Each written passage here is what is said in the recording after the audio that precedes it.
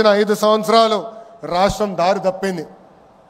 దానివల్ల తీవ్రంగా నష్టపోయింది ఆంధ్ర యువకులు. ఎక్కడ ఉద్యోగాలు ఉపాధి లేని పరిస్థితి.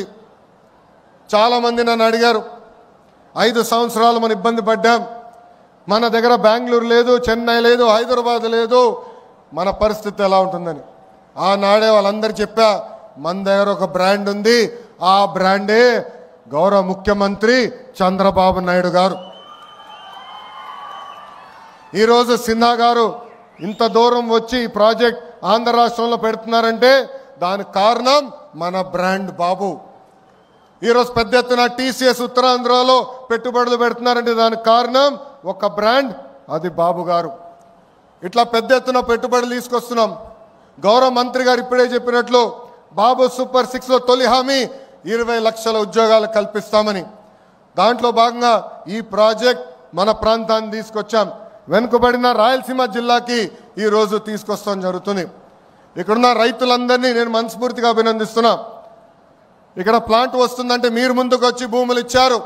తద్వారా కనీసం 10,000 మందికి స్థానిక యువకులకి ఉద్యోగాలు ఉపాధి కల్పించే బాధ్యత తెలుగుదేశం పార్టీ తీసుకుంటుంది. గౌరవ ముఖ్యమంత్రి గారు ఒక టార్గెట్ పెడితే మేము అందరం సీరియస్గా తీసుకుంటాం.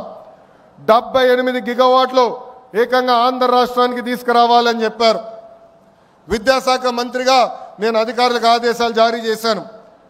కంపెనీలతో సెంటర్ ఆఫ్ ఎక్సలెన్స్ ఏర్పాటు చేశాం.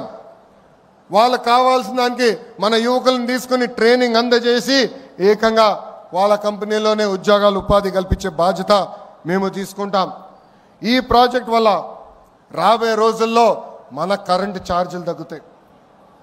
గడిచిన 5 సంవత్సరాలు 1 మెగావాట్ కూడా రాలేదు, 1 బ్యాటరీ స్టోరేజ్ సిస్టమ్ రాలేదు.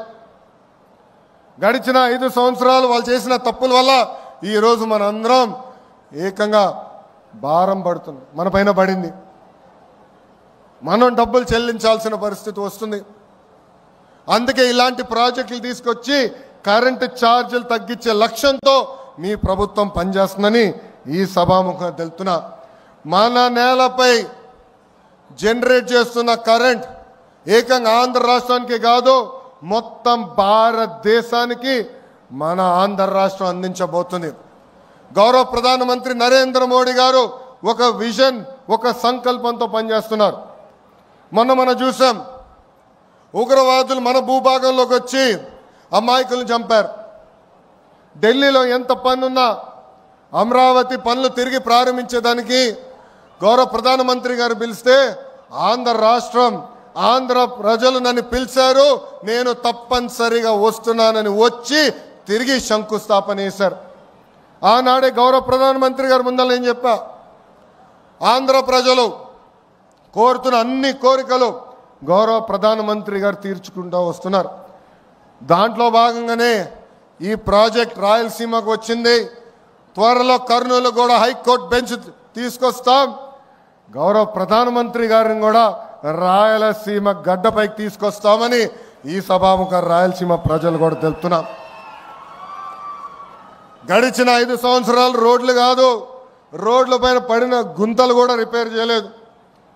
గడిచిన 5 సంవత్సరాలు 1 పెట్టుబడి రాలేదు, 1 ఐటీ కంపెనీ తీసుకురాలేదు.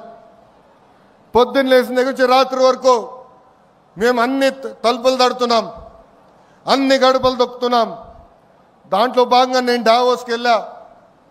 సిన్హా గారు గౌరవంగా నన్ను భోజనం పెట్టి పిలిచారు. ఆ భోజనంలో ఆయన ఒకటే చెప్పారు, గడిచిన 5 సంవత్సరాలు ఎన్ని కష్టాలు పడ్డాం, కానీ ఈసారి బాబు గారు తిరిగి వచ్చారు, నువ్వు అడుగుతున్నావు, అందుకే నేను ఆంధ్ర రాష్ట్రంలో పెట్టుబడి పెడతా, ప్రత్యేకంగా రాయలసీమ ప్రాంతంలో పెట్టుబడి పెడతానని చెప్తాం జరిగింది. సిన్హా గారినే కాదు, టాటా సన్స్ చైర్మన్ చంద్ర గారిని కూడా కలిసాం. 3 గంటల సేపు ఆయన ఆఫీస్లో నేను కూర్చుని మాట్లాడా. దాంట్లో భాగంగానే టాటా ఎనర్జీ వచ్చింది, టీసీఎస్ వచ్చింది, ఇంకా అనేక పెట్టుబడులు కూడా టాటా లాంటి సంస్థలు పెడుతున్నాయి. ఇవన్నీ మీకు ఎందుకు చెప్తున్నానంటే ఇక్కడ చాలామంది నిరుద్యోగ యువకులు ఉన్నారు, తల్లిదండ్రులు ఉన్నారు. ఒక లక్ష్యంతో మేము పనిచేస్తున్నాం, ఒక కసితో మేము పనిచేస్తున్నాం. అది 20 లక్షల ఉద్యోగాలు ఆంధ్ర రాష్ట్రానికి తీసుకొచ్చేదానికి. డిఎస్సి నోటిఫికేషన్ ఇచ్చాం. 16,347 టీచర్ పోస్టులు కూడా వచ్చే నెలలో భర్తీ చేసే బాధ్యత కూడా కూటమి ప్రభుత్వం తీసుకుంటుందని ఈ సభాముఖ నిరుద్యోగ యువకులందరికీ హామీ ఇస్తూ నాకు ఇంత అద్భుతమైన అవకాశం ఇచ్చిన మీ అందరికీ పేరు పేరున నా హృదయపూర్వక ధన్యవాదాలు తెలుపుకుంటూ, ఇలాంటి పెద్ద పరిశ్రమలు వచ్చినప్పుడు ఆహ్వానించాలి, పెట్టుబడులు పెట్టించాలి. సమస్యలు ఉండొచ్చు, మేమందరం ఉన్నాం పరిష్కరించేదానికి. గౌరవ శాసనసభ్యులు ఉన్నారు, మంత్రి గారు ఉన్నారు, నేనున్నాను. మీకు అండగా నిలబడతాం, మీ తరపున మేము మాడతాం. కానీ పెట్టుబడి రావాలి, పెట్టుబడులు వస్తేనే మన పిల్లలకు ఉద్యోగాలు వస్తాయి. దయచేసి ఇది అందరూ గుర్తుపెట్టుకోవాలని ఈ సభాముఖం మీ అందరు తెలుపుకుంటూ మీ అందరి దగ్గర నుంచి సెలవు తీసుకుంటున్నా. అందరికీ నమస్కారం. జై హింద్, జై హింద్, వందే వందే. అందరికీ నమస్కారం.